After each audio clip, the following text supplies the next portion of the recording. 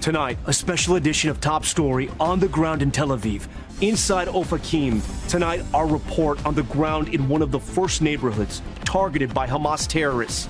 A 12-year-old named Ori showing us the bullets he collected from the ground and the place where his father and brother were killed trying to defend their home. His emotional story and why neighbors there tell us they have no plans to flee the war zone. Also, as we mentioned, Ori is only 12 years old. His family tells us his bar mitzvah is in a few weeks. And even though his father and brother have been killed and their town devastated by those terrorists, they will celebrate Ori, that he deserves it, and they will fight on. Ori, how are you? You know, it's very special for us to meet you today. I want you to know that you're a very special person, and that there has been a family, a father and his son, from very far away from the United States, who has been looking for you for weeks now, and they saw you a few weeks ago on an interview by your channel, and they wanted me to share a letter that they wrote for you, and they want you to hear. I now want to bless Ori by giving him $700 that I saved for his bar mitzvah. Thank you, Chayton. Thank you. So please, this is for you. Thank you very much, Chayton. I want to thank you about the gift you gave me.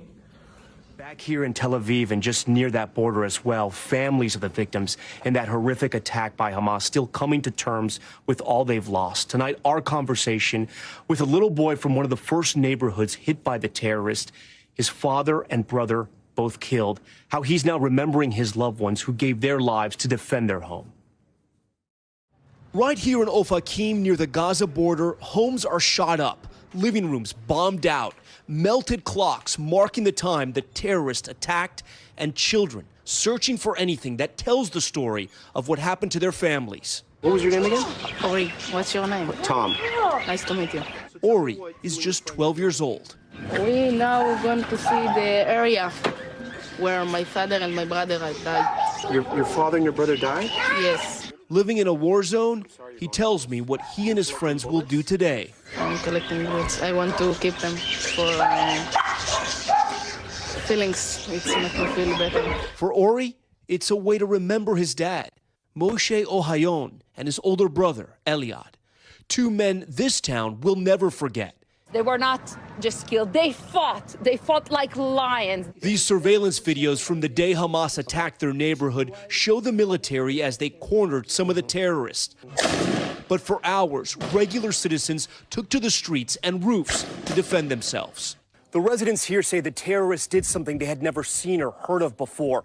They were hiding out. So when the rockets started to be fired from Gaza and people ran out of their homes, the Hamas terrorists were right there firing at people as they tried to enter the shelter. We have 54 families from the street over that came out of their houses to run to safe rooms, and they slaughtered them.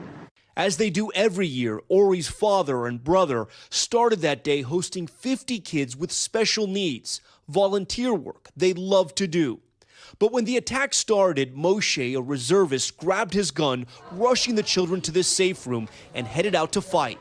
They were the first ones on the scene, and they saw a unit of terrorists. So they held them in place by shooting them. My brother was able to kill 2 terrorists. He was shooting to the roofs because some of the terrorists were standing on the roofs trying to shoot at everybody that walked past the street. The family knows how it ended, sharing this haunting photo. They say there on the ground is a son hugging his father as they were executed. Now, in Ofakim, around every corner, you see families sitting shiva, children collecting bullets, each mourning in their own way. What do you want people to remember about your father and your brother? The good things they do before they die. They were good people? Yes. There's a war here and there's a war in Gaza over there. Why are you still here? This is the only Jewish homeland. And if we don't protect it, if we don't live freely and comfortably all around the country, that we're doomed to lose. And we're not about to lose.